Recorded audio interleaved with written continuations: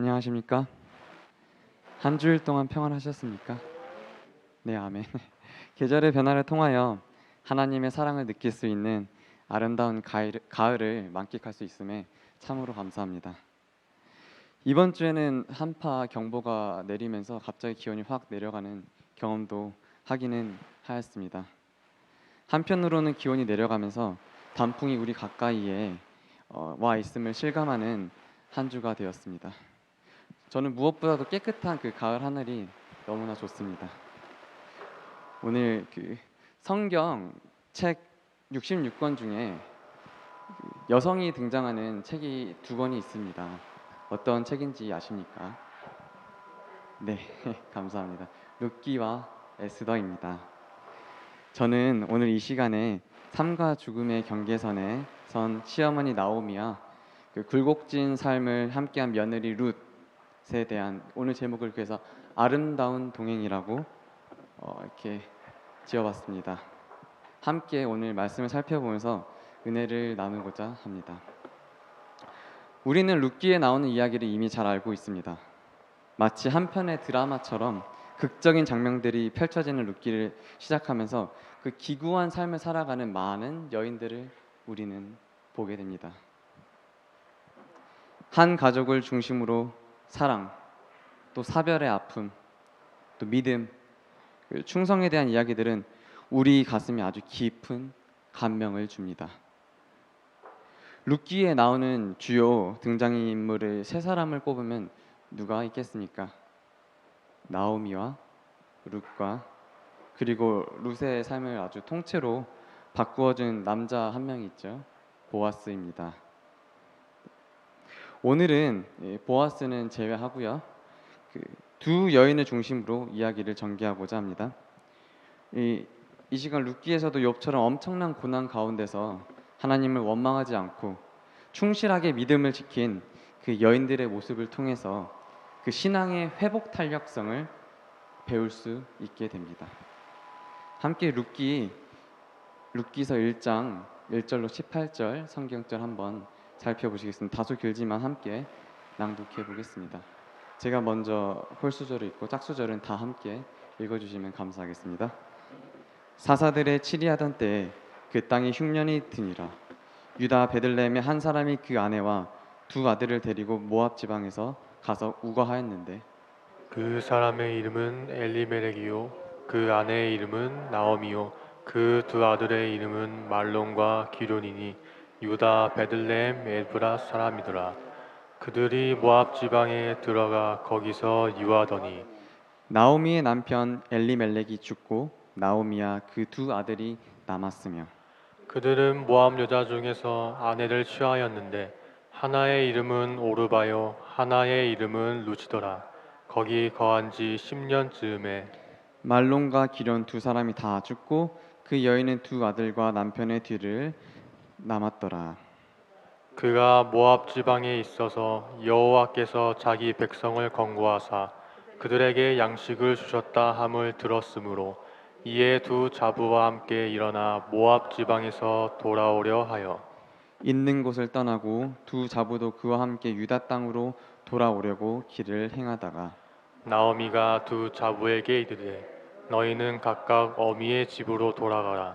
너희가 죽은 자와 나를 선대한 것 같이 여호와께서 너희를 선대하시기를 원하며 여호와께서 너희로 각각 남편의 집에서 평안함을 얻게 하시기를 원하노라 하고 그들에게 입을 맞추매 그들이 소리를 높여 울며 나오미에게 이르되 아니나이다. 우리는 어머니와 함께 어머니의 백성에게로 돌아가겠나이다. 나오미가 가로되 내 딸들아 돌아가라. 너희가 어찌 나와 함께 가려느냐? 나의 태중에 너희 남편들 아들들이 오히려 있느냐? 내 딸들아 돌이켜 너의 길로 가라. 나는 늙었으니 남편을 두지 못할지라. 가령 내가 소망이 있다고 말한다든지 오늘 밤에 남편을 두어서 아들들을 생사한다 하자. 너희가 어찌 그것을 인하여 그들이 자라기를 기다리겠느냐? 어찌 그것들로 인하여 남편 두기를 멈추겠느냐? 내 딸들아 그렇지 아니하리라. 여호와의 손이 나를 치셨으므로 나는 너희로 인하여 더욱 마음이 아프도다.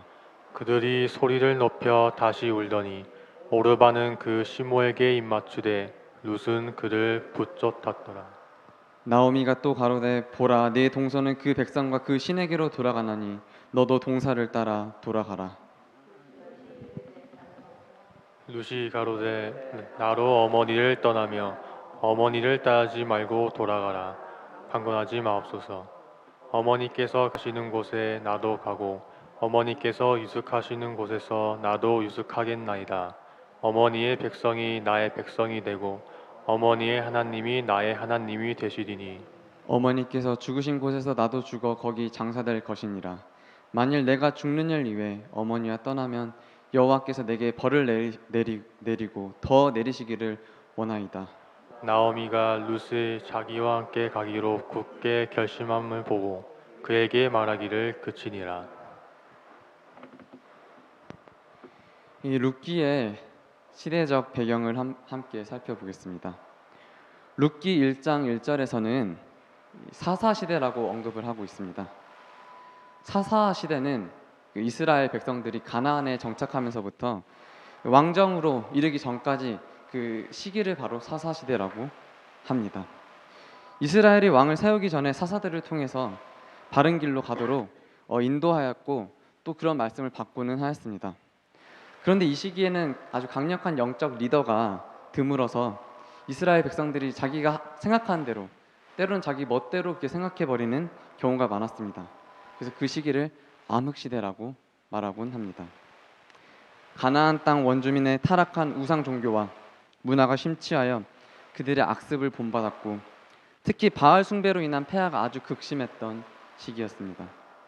이방 족속과의 혼인으로 인해 이방인들의 아주 타락한 그러한 악습, 또 생활 습관들이 그대로 흡수되는 경우가 아주 많았던 시기였습니다.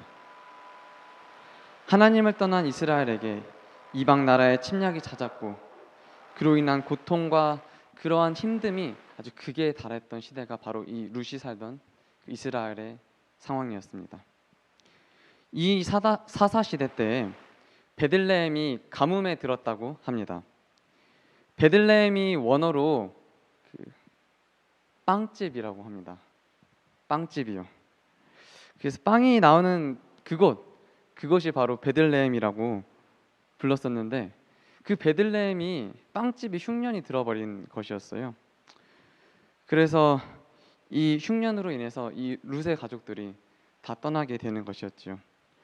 룻기 1장에 나오는 등장 인물들을 함께 살펴보겠습니다. 이 베들레헴의 한 가정에 엘리멜렉이라는 그러한 가정이 있었습니다. 근데 베들레헴에 가뭄이 들고 먹을 것이 없게 되자 이 엘리멜렉은 그 나오미와 그 아들 말론과 기련을 데리고 풍성한 모압이라는 땅으로 이민을 가게 되는 것이었지요. 가난을 피해서 고향을 떠나 다른 나라에 이주해 간다는 사실은 그러한 결심은 결코 쉽지 않은 생각입니다. 제가 공부했던 미국 대학교에서는 유학생들이 알바를 학기 중에 딱 주당 20시간만 합법적으로 그것도 교내 안에서만 캠퍼스 안에서만 일을 할 수가 있습니다. 그렇기 때문에 알바를 구하는 것도 아주 어려운 상황이었지요.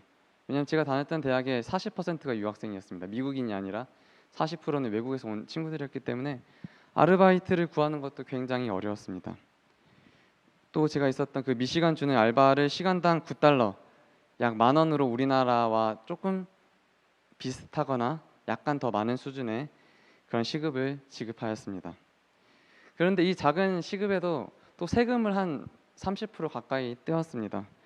그래서 손에 쥐는 그 알바 비용은 아주 작았습니다. 그래서 가난한 유학생들이 매주 화요일과 목요일이 되면요, 우리나라에도 아마 있을 것이라 저는 생각이 듭니다. 그 무료로 식품들을 지급하는 푸드 트럭이 있어요.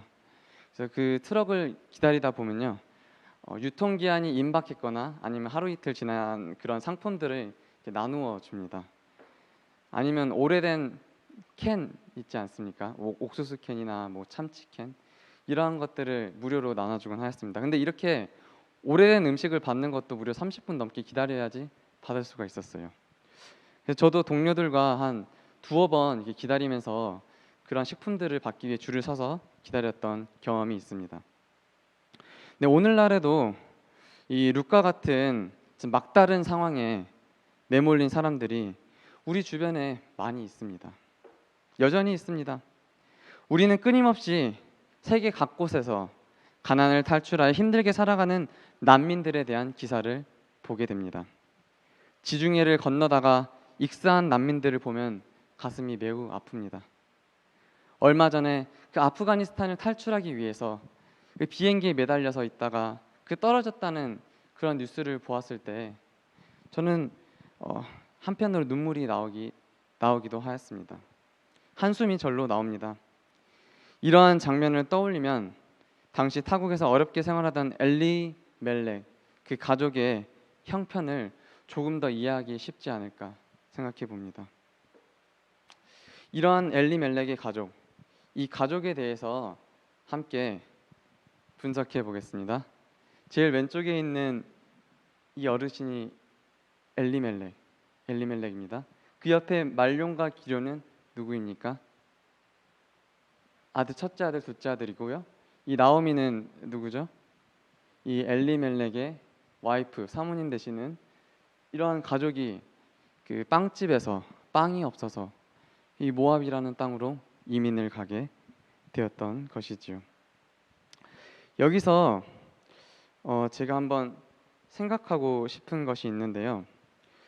이 성경절을 읽어보니까 이 아들들이 이 아들들이 말론과 기론인데 또 며느리는 두 명이 있다고 나왔습니다. 그 두 명의 이름이 무엇입니까?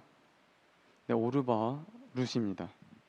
근데 여기서 제가 질문을 하나 하겠습니다. 룻은 몇 번째 며느리였을까요? 네, 룻은 한번 살펴보겠습니다. 예, 룻기 1장 4절에 나와 있습니다. 그 현대어 성경으로 보면 더 쉽게 나와 있는데요.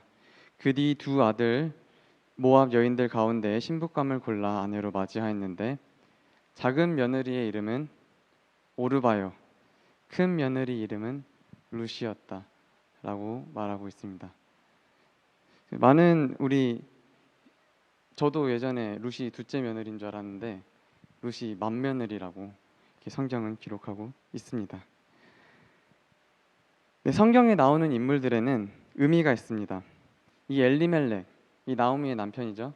이 엘리멜렉이라는 말은 나의 하나님은 왕이시다 라는 의미가 있고요. 또 나오미라는 이름은 무엇일까요? 네, 정답이 나왔습니다. 나의 기쁨, 나의 기뻐하는 자라는 그런 아름다운 뜻이 있습니다. 근데 큰아들 말료는 이름이 조금 그렇습니다. 뜻이 병약한, 이 병이 많다는, 아들 이름 병약하다고 지었어요. 둘째 아들은 그 기련, 이 기련이라는 의미는 낭비라는 뜻입니다. 이 며느리로 이렇게 오르바 룻 이렇게 있는 거죠. 근데 이 며느리들은 유다 출신이 아니라 어디에서 왔다고요? 네, 모압 땅에서 온 며느리들이었어요. 그래서 오르바라는 이름은 목 뒤, 구름이라는 뜻이 있고요. 룻이라는 이름은 친구, 우정이라는 그런 뜻이 있습니다. 또 이 모압이라는 나라라는 이름은 무엇일까요? 이 모압이라는 나라의 이름은 아버지의 씨라는 의미가 있습니다. 왜 아버지의 씨라는 의미가 있을지 한번 생각해 보셨나요? 저도 한번 생각해 보게 되었는데요. 그 창세기 19장에 보니까 그 아브라함 조카 롯이 살던 소돔과 고모라가 멸망하기 전에 멸망하고 이제 나오게 되는데요. 온 가족이 다 나오게 되는데 그 와이프 되는 분은 뒤를 돌아보게 돼서 소금 기둥이 되어버리고 딸들 둘과 아버지만 남게 되는데 딸들이 아버지를 술을 마시게 한 뒤에 그 후손들을 이어가서 만든 나라가 바로 모압입니다. 그래서 이 모압이라는 나라의 뜻이 아버지의 씨라는 그런 뜻이 되겠습니다. 그래서 큰아이의 큰아이의 아들은 모압, 그리고 그 작은 딸의 그 민족은 암몬이 되지요. 그 성경의 인물들은 그 의미에 걸맞게 이야기들을 아주 전개하고 있습니다.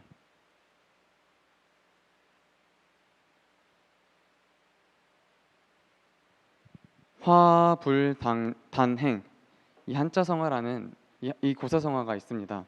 불행은 홀로 오지 않는다라는 뜻이 있습니다. 이 화불단행이라는 표현이 유래되었다고 할 만큼 나오미에게는 아주 혹독한 시련이 연달아 이어집니다. 불행의 불행, 이 화불단행, 계속 불행이 찾아오는 것이었어요. 이 나오미에게 말이죠. 이 타국에서 남편을 이제 사별하게 되었는데요. 남편도 갑자기 있고 이제 두 아들을 의지해서 이제 나오미는 살아가게 됩니다. 근데 이 두 아들도 어떻게 되었나요? 죽어버리고 말게 되죠. 이 두 아들도 죽어버리고 맙니다. 그리고 남는 건 누구밖에 없어요. 자기 자신과 며느리 둘밖에 없는 그러한 끔찍한 상황에 처해 버리고 맙니다. 두 아들을 장가 보낼 만큼 이미 나이를 먹은 나오미는 이제 타국에서 의지할 곳이 없어서 얼마나 힘든 상황에 처해 있을까라는 짐작이 되는 장면입니다. 한 가정에 과부만 3명이 남았으니 얼마나 기가 막힌 일입니까? 그야말로 불행의 연속입니다. 나오미에게는 더 이상의 희망도 없어 보였습니다.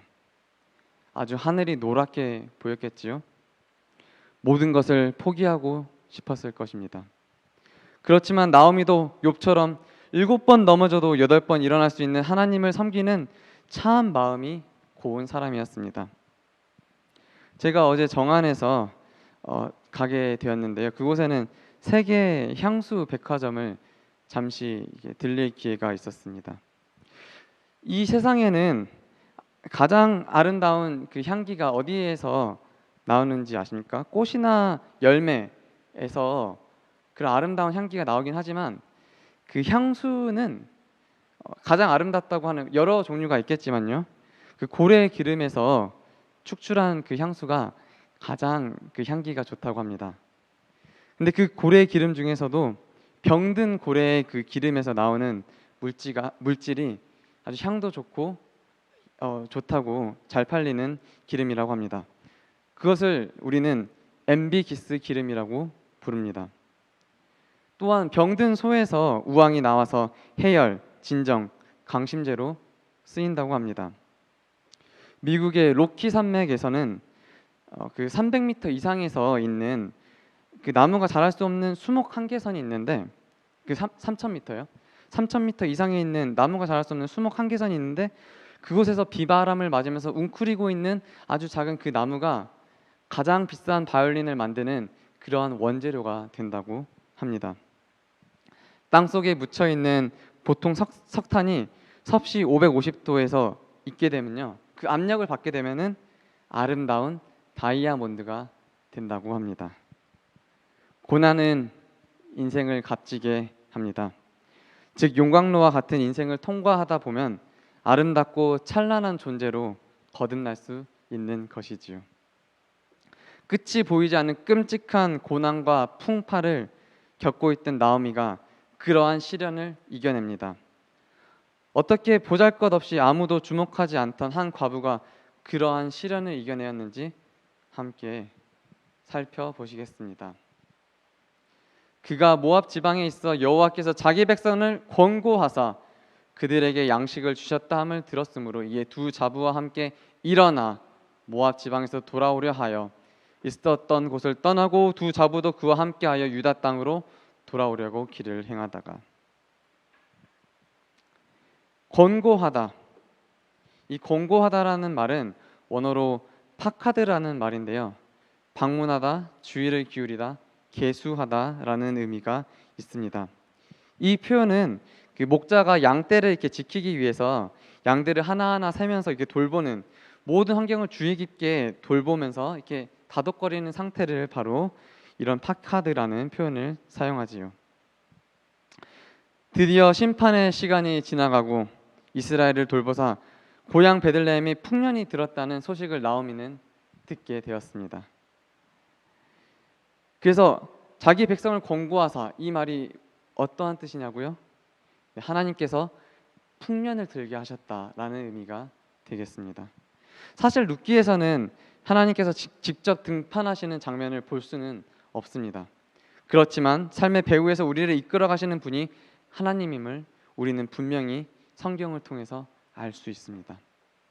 타국에서 고생을 하던 나오미가 그동안 얼마나 고향을 그리워하면서 살았겠습니까? 다시 고향 베들레헴이 그 이름 빵집에 걸맞게 아주 풍년이 들었다는 소식을 듣고 얼마나 기뻤겠습니까? 그래서 고향으로 돌아가기로 결심을 합니다. 6절에 어떻게 나왔나요? 일어나 즉시 모압 백성에게 모압 지방에서 돌아오려고 하며, 이 일어나라는 말은 저희 교회 주석에서는 나오미는 모압 땅에서 자신에게 덮친 재난으로부터 일어섰다, 하나님이 당신의 백성들에게 양식을 주며 그들을 참으로 축복했다는 것을 알고 나오미에게 떠날 용기가 생겼다. 남편과 아들을 잃는 그러한 고난 가운데 처해 있었지만은 하나님께서 다시 빵집을 일으켜 세웠다는 그러한 소식을 듣자 나오미도 자신의 고향으로 돌아갈 용기가 생겼다는 것이지요. 우리에게 고향은 어떤 곳입니까? 하늘을 사모하며 살아가는 우리가 돌아갈 그 고향은 어디인가요?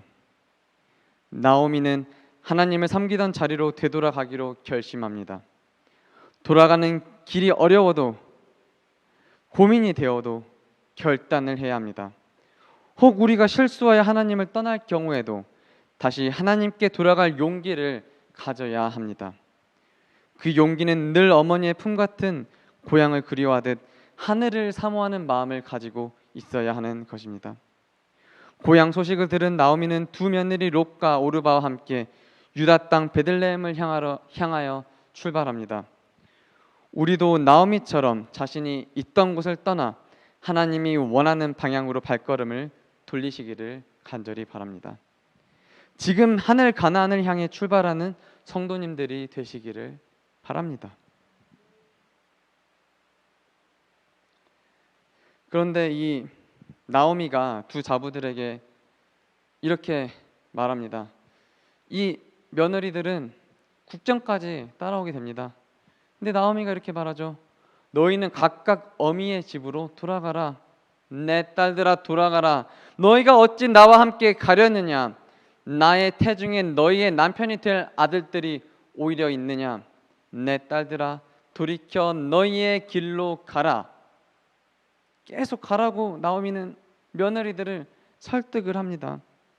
두 며느리들은 시어머니 나오미와 함께 어려움을 겪으면서 아주 가까운 사이가 되었습니다. 평소 나오미와 두 며느리 관계는 퍽 애정이 깊었던 것 같습니다. 특별히 나오미의 배려하는 따뜻한 인격이 두 며느리에게 아주 깊은 영향을 주었지요. 아마도 길을 행하는 도중 나오미는 한두 번 돌아갈 것을 계속해서 권면하였겠지만 그 두 며느리들은 그럼에도 불구하고 계속 시어머니의 고향 베들레헴으로 함께 향합니다.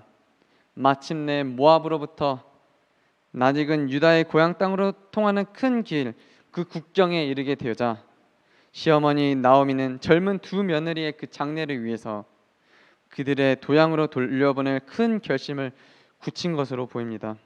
나오미는 8절, 11절, 12절에 세 번씩이나 모압에 있는 너희 어머니 집으로 돌아가라 라고 며느리들에게 아주 강권해서 이렇게 푸시를 하게 됩니다. 나오미는 젊은 며느리들이 그 딱한 운명을 정말 안타깝게 여기고 새로 남편을 만나서 평안함을 얻기를 진심으로 바라는 따뜻한 마음을 가지고 있는 그러한 시어머니였던 것이죠. 반면에 며느리들은 시어머니의 그 기구한 삶을 안타깝게 여기고 시어머니와 여생을 함께한다는 그러한 마음을 굳히고 있었어요. 그래서 며느리 둘 다 우리는 어머니와 함께 어머니의 백성으로 돌아가겠나이다 라고 아주 진심으로 나오미에게 말했던 것이지요. 두 며느리 오르바와 룻, 하나님을 진심으로 깨닫고 섬겨서 이 사람들이 내가 하나님을 섬기는 땅으로 돌아가서 살고 싶어 이런 마음으로 베들레헴 땅으로 돌아가였을까요? 물론 그랬을 수도 있겠지요. 가족을 통해서 하나님에 대해서 많이 배웠겠지요. 하지만 저는 그보다 먼저 두 며느리들을 진심으로 누군가의 아픔을 위해 자신의 삶을 내려놓는 법을 나오미의 삶을 통해서 배웠음에 틀림이 없습니다. 사실 두 며느리에게 이 베들레헴은 나오미가 모압에서 느꼈던 것처럼 낯설고 냉대받는 아주 그 외국인으로서 그 타국이 될 것이 틀림없습니다. 그럼에도 불구하고 두 며느리들은 시어머니를 따라서 베들레헴으로 따라 나선 것입니다. 누군가의 아픔을 배려하는 것, 이것이 바로 선교입니다. 이것이 바로 선교의 첫 걸음이자 가장 중요한 요소가 아닐까요? 선교는 상대방의 필요를 배려하는 마음에서 시작합니다. 선교는 서로 공감하는 마음에서 시작하는 것입니다. 지금 이 자리에 앉아 계신 성도님들 중에 처음부터 이 제7일 안식일 예수 재림 교회가 참 진리 교회라고 성경을 배우고 교회에 나가겠다 이렇게 결심을 하고 오신 분이 얼마나 되실까요? 예수님을 소개하기 전에 먼저 공감하는 관계를 갖는 것, 그 따뜻한 사랑의 교류를 하는 것, 이것이 매우 중요합니다. 그러다 보면 나오미의 두 며느리는 만류에도 불구하고 시어머니를 따라서 이렇게 같이 나아가는 것입니다. 바리새인은 뭐라고 말합니까? 항상 나는 다른 사람들랑 다르다. 나는 특권층이고 나는 귀족이고 또한 나는 하루에 한 번씩 착한 일을 하는 선한 일을 하는 그러한 사람이다 라고 그런 사람이에요. 모든 사람에게 보여주는 것을 좋아하는 사람입니다. 그러나 예수님의 정신은 타인의 다른 점을 품을 수 있는 공감력, 그 사랑의 공감력을 가지는 사람입니다. 다른 사람의 아픔을 공감할 수 있는 사람이어야 합니다. 나오미와 두 자부 며느리처럼 말입니다. 나오미는 두 며느리들을 향해서 선대하기를 진심으로 바랍니다. 여호와께서 너희를 선대하기를 원하며 이 선대라는 말은 이 원어적인 말로 헤세드라는 말입니다. 이 헤세드는 친절, 인자, 자비, 또 자애라는 의미가 있습니다. 이 나오미가 며느리에게 어떻게 말하냐면요. 예전에는 이러한 풍습이 있었다고 합니다. 아들이 죽으면은 그러니까 아들의 그 형제를 대신 줘가지고 그 씨를 이렇게 있게 해주었던 그러한 풍습이 예전에 있었어요. 그래서 며느리들에게 어떻게 말하냐면요. 나는 이제 늙어서 더 이상 아들을 낳을 수도 없다. 또 설령 내가 아들을 낳는다고 해서 그 아들을 자랄 때까지 너네가 기다릴 수 있겠느냐? 오늘날 상식으로는 통하지 않겠지만 옛날에는 이렇게 형제들을 대신 또 이제 남편으로 주어서 씨를 있게 했기 때문에 그러한 풍습을 이제 며느리에게 말하고 있는 거예요. 나는 이러한 것도 너네한테 해줄 수가 없다. 그러니 어떻게 하라? 너네는 그냥 돌아가라. 이렇게 아주 강력하게 마지막으로 더 말하게 됩니다. 그래서 그들은 아주 소리 높여서 울면서 오르바는 그 시모에게 입맞추면서 돌아갔고요. 이 룻은 그럼에도 불구하고 어머니 저는 따라가겠습니다 라고 말합니다. 이 친밀하게 결속된 이 며느리 룻은 끝까지 시어머니 나오미를 따라가겠다는 결심을 하게 되지요. 시어머니에 대한 자비와 긍휼의 마음을 가지고 있었습니다. 오르바와 나오미의 관계는 끊어졌지만 룻과 나오미의 관계는 아주 지속적으로 계속되어져 갔습니다. 정말 아름답습니다. 이 17절에 보면 뭐라고 말하지요? 어머니께서 죽으시는 곳에 나도 죽어 거기서 장사될 것이라. 내가 죽는 일 외에는 어머니와 떠나면 여호와께서 내게 벌을 내리시고 더 내리시기를 원하노라. 어머니가 죽는 곳에 나도 죽겠나이다 하면서 이 룻은 이 그림에 보시는 것처럼 어머니를 위로해 주면서 함께 베들레헴 땅으로 떠나게 되는 것이지요. 서로에게 애틋한 연민과 배려로 시작된 관계에서 룻은 하나님의 사랑을 깨닫게 됩니다. 룻은 나오미가 가는 곳이면 어디든지 함께 하려고 합니다. 자기가 아는 모압의 모든 것을 버릴 준비가 되어 있었습니다. 심지어 모압의 신들까지도 버리고 나오미의 하나님을 받아들일 준비가 된 것입니다. 룻의 시어머니 나오미가 섬기는 하나님의 사랑을 그 시어머니와 가족들을 보면서 이 룻 며느리 또한 섬기기로 결심을 하게 된 것이지요. 영감의 글에는 이런 말씀이 있습니다. 가나안 사람 라합과 모압 사람 룻과 같이 우상 숭배에서 돌아서서 참 하나님을 경배하는 모든 사람을 하나님의 택한 백성과 연합할 것이다. 그렇습니다. 룻은 태어날 때부터 모압의 이방신 바알과 그모스를 섬기며 살아왔지만은 나오미와의 그 아름다운 관계를 통해서 참 하나님을 알게 되어서 우상 숭배로부터 벗어나게 됩니다. 룻은 우상 숭배를 멀리하고 하나님의 택한 백성 나오미와 함께 할 수 있었습니다. 룻은 아주 위대한 신앙 고백을 하게 됩니다. 앞서 읽었던 성경절에 뭐라고 나와 있냐면요. 나로 어머니를 떠나서 어머니를 따르지 말고 돌아가라 강권하지 마옵소서. 어머니께서 계시는 곳에 나도 가고 어머니께서 유숙하시는 곳에 나도 유숙하나이다. 어머니의 백성이 나의 백성이 되고 어머니의 하나님이 나의 하나님이 되리니 어머니께서 죽으신 곳에 나도 죽겠고 나는 항상 여호와 하나님과 함께 동행하겠나이다 라고 이 룻은 아름다운 신앙 고백을 하게 됩니다. 어머니의 하나님, 나의 하나님이 되겠다. 모압에서 베들레헴까지는 무려 120km가 떨어져 있습니다. 120km면 차로도 한 2시간 정도 거리죠. 근데 그 두 여인이 걸어가면서 일주일 정도 걸리는 아주 긴 여정이었습니다.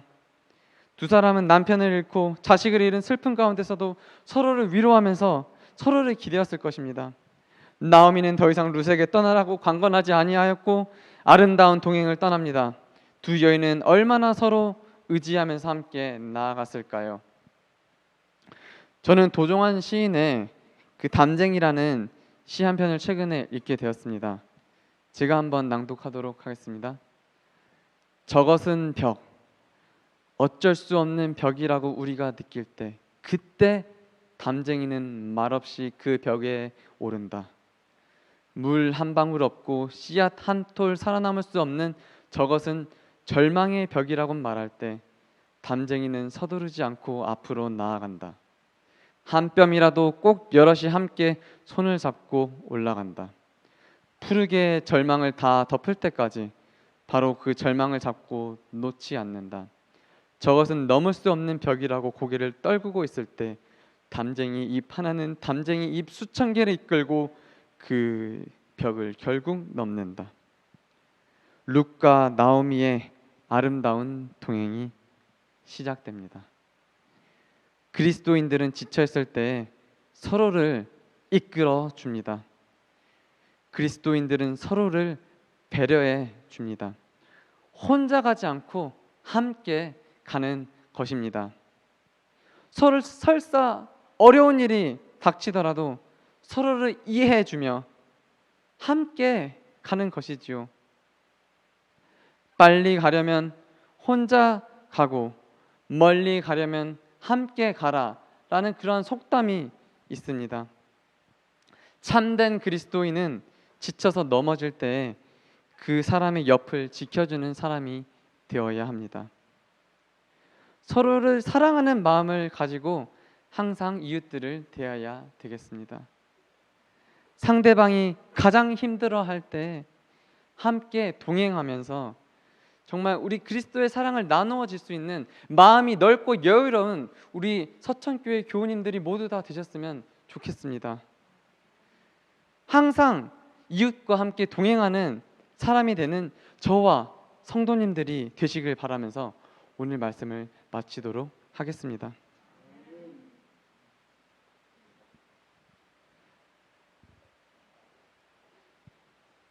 찬미가 559장 환난과 핍박 중에도 함께 찬양하시겠습니다.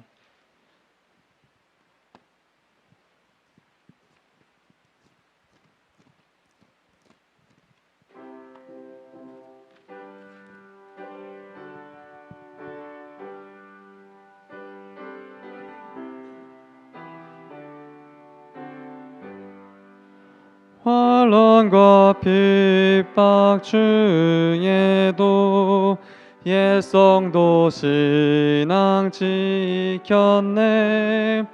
이 신앙 생각할 때에 기쁨이 한량 없도다.